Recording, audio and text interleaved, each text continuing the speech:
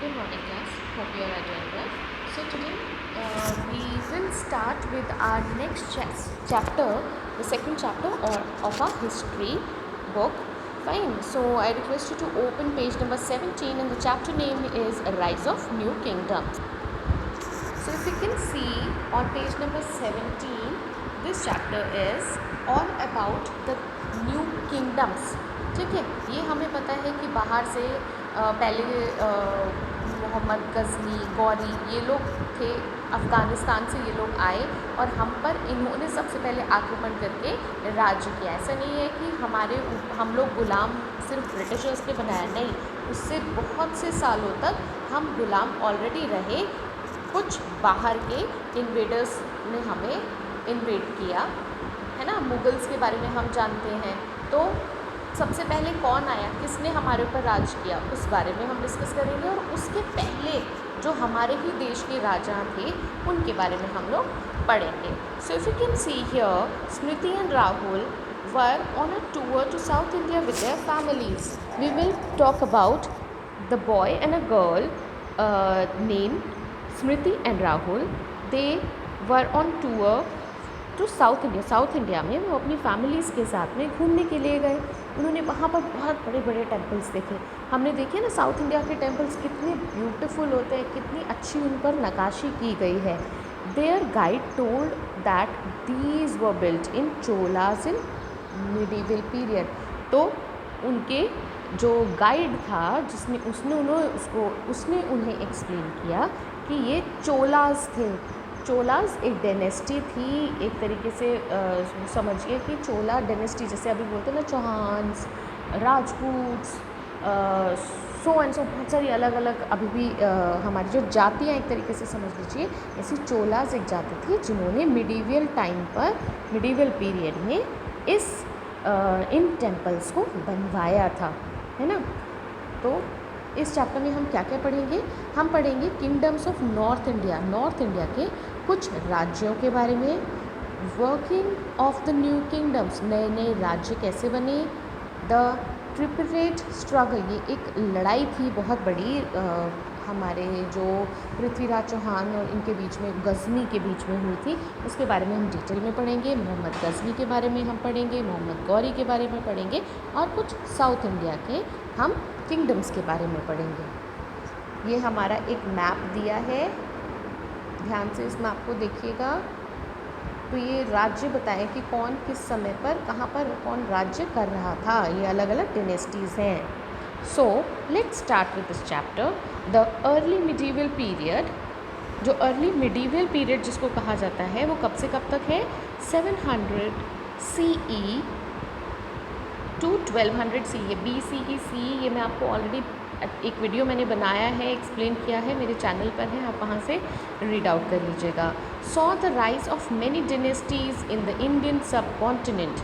ठीक है, इस 700 CE से 1200 CE के बीच में, this time is considered as early medieval period. इस टाइम पर बहुत सारे अलग अलग डिनेस्टीज़ में बढ़ी, ग्रो हुई।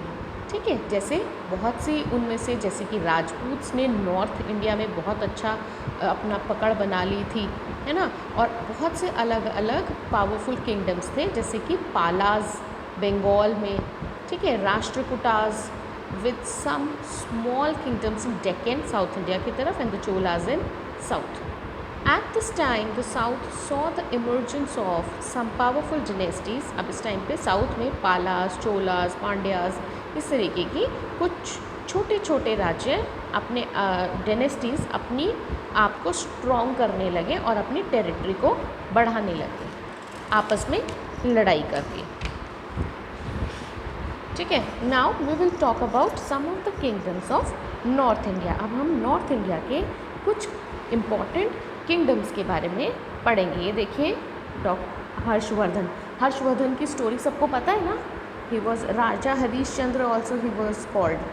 चलिए हम इसको स्टार्ट करते हैं। ओरिजिन ऑफ द राजपूत्स हम देखेंगे। सबसे पहले जो राजपूत्स थे वो कैसे बढ़े, कैसे ग्रो किए, कैसे उनका जन्म हुआ। ठीक है, the word Rajputs come from the Sanskrit word rajputra. ठीक है, राजपूत का मतलब ही देखो क्या है, संस्कृत वर्ड है जिसका मतलब है राजपुत्र, मतलब राजा का बेटा, which mean son of king. According to some historians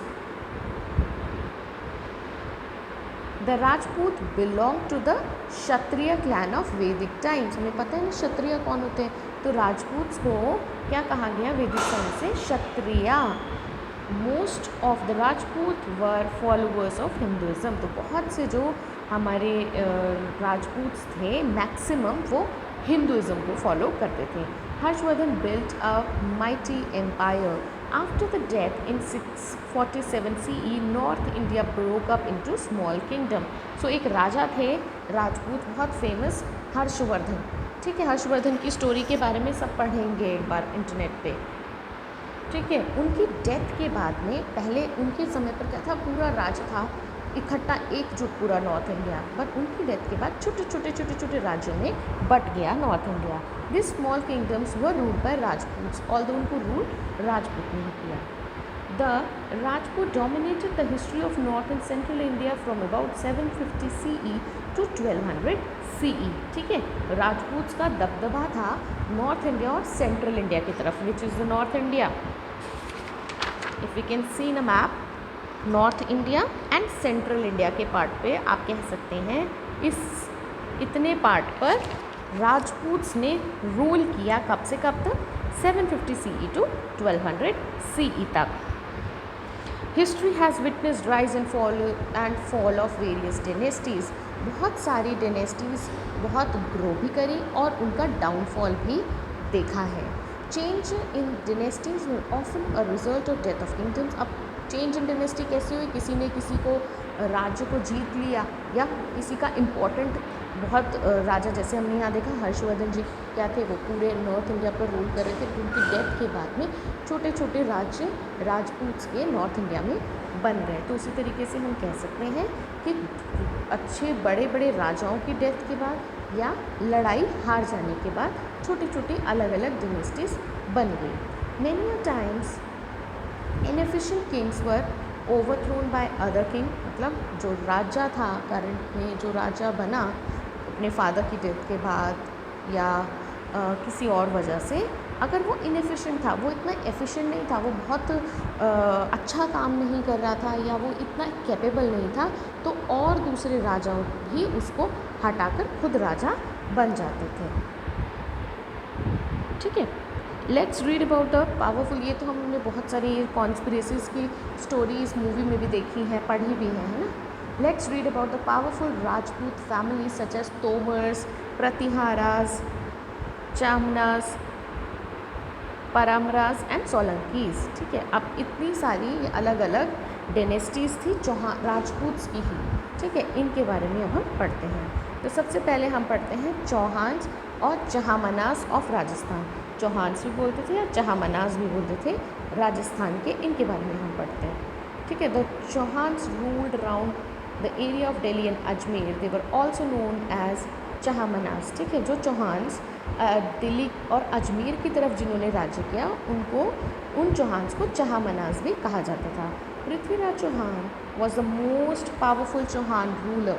Prithviraj Chauhan की तो स्टोरीज़ भी आई हैं, मूवी भी आई है ना, उसके बारे में हम लोग पढ़ सकते हैं और वो मूवी को देख सकते हैं अगर हमें और डीप में पृथ्वीराज चौहान जी के बारे में जानना है। पृथ्वीराज चौहान तो एक सीरियल भी आता था, है ना, बड़ा फेमस था। आई डोंट नो आपने देखा है कि नहीं, आप लोग नेट पे देख सकते हो, very interesting. Prithviraj Chauhan was the most powerful Chauhan ruler. In 1191 CE, he defeated Mohammad Ghori in the first battle of Tarain. अभी देखो हमने तरौरी पढ़ा था, है ना। सबसे पहला गौरी, मोहम्मद गौरी आया था फॉरेन से, बाहर से, अफ़गानिस्तान से हम पर राज्य करने के लिए। तो पृथ्वीराज चौहान ने उसको सबसे पहली बैटल जो गौरी के साथ में हुई थी, हम आगे पढ़ेंगे और भी कई बैटल्स गौरी के साथ में हुई और लेटर ऑन उसने पृथ्वीराज चौहान को हरा दिया था। ठीक है, तो सबसे पहली बैटल पृथ्वीराज चौहान की मोहम्मद गौरी के बीच में हुई, वो बैटल ऑफ तराइन थी, जिसको तरौरी भी कहते हैं, तरौरी। ठीक है, उसको हराकर उसको बाहर खदेड़ दिया था। In 1192 CE Mohammad Ghori defeated Prithviraj Chauhan the second battle of Tarain. फिर उसके बाद दूसरी, अगले ही साल दूसरी बार मोहम्मद गौरी ने पृथ्वीराज चौहान के ऊपर आक्रमण किया और उनको हरा दिया। Prithviraj Chauhan was taken prison and put to death. और फिर बाद में पृथ्वीराज चौहान हार गए तो पृथ्वीराज चौहान को उन्होंने जो मोहम्मद गौरी था उसने उनको पकड़ लिया और बाद में उनको मार दिया। चांद बरदई epic poem Prithviraj Raso tells the story of this brave Rajput ruler। चांद बरदाई थे, उन्होंने एक पोएम लिखी है पृथ्वीराज रासो के नाम से। एक स्टोरी एक तरीके से समझिए या पोएम बोल लीजिए, पोएम भी है स्टोरी भी है, जिसके बारे में पृथ्वीराज चौहान की जो कितने वो ब्रेव थे उनके बारे में एक्सप्लेन किया है। किसने? चांद बरदाई। इसको हम अंडरलाइन कर लेंगे, इट इज़ इम्पॉर्टेंट। ठीक है, next we will talk about the Solankis of Gujarat. Gujarat में जो सोलंकीज थे उनके बारे में अब हम डिस्कस करेंगे। The Solankis of Gujarat were also known as Chalukya of Gujarat. ठीक है, सोलंकीज जो थे उनको क्या कहा गया? जो गुजरात में थे उनको कहा गया चालुक्याज, उनकी डायनेस्टी का नाम था। Siddharth was the famous Solanki ruler. Siddharth सबसे फेमस सोलंकी रूलर थे। Gujarat was one of the major centers of Indian Ocean trade. It was prosperous state. Ahilwara was one of the largest cities during those times. Ahilwara जो थी सबसे बड़ी city थी इस time की, जब सोलंकीज यहाँ पर होया करते थे। और जो गुजरात था वो इंडियन ओशन की तरफ था। इंडियन ओशन का बहुत इम्पोर्टेंट ट्रेड के लिए क्यों? क्योंकि वहाँ पर वहाँ से ट्रेड काफ़ी किया जाता था। हम आगे पढ़ेंगे, वहाँ का कपड़ा बड़ा फेमस था, स्टिल है। तो वहाँ जो था पैसा बहुत होया करता था, बहुत प्रॉस्पेरस था गुजरात, स्टिल है, उस टाइम पर भी होता था। Solankis were great patron of art and architecture. ये लोग कौन थे? ये लोग बहुत एडमायर करते थे आर्ट को, एक आर्किटेक्चर को। तो इन्होंने एक टेम्पल भी बनवाया माउंट आबू में, Dilwara temple and sun temple. Sun temple पर देखा होगा शायद, किसी ने नहीं देखा है तो इंटरनेट पे देख सकते हैं। इन गुजरात को बिल्ड बाय देम, राइट।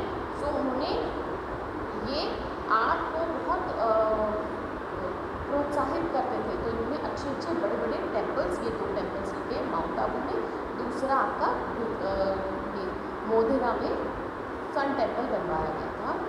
किसने? सोलंकीज ने। नेक्स्ट है परमरास ऑफ मलवा। बेटा आज के लिए हम इतना ही रहने देते हैं, काफ़ी हो गया है, आप प्लीज़ इसको रीड कर लेंगे। तो ये मैं आप लोगों को भेज दूँगी। Fine, take care, bye.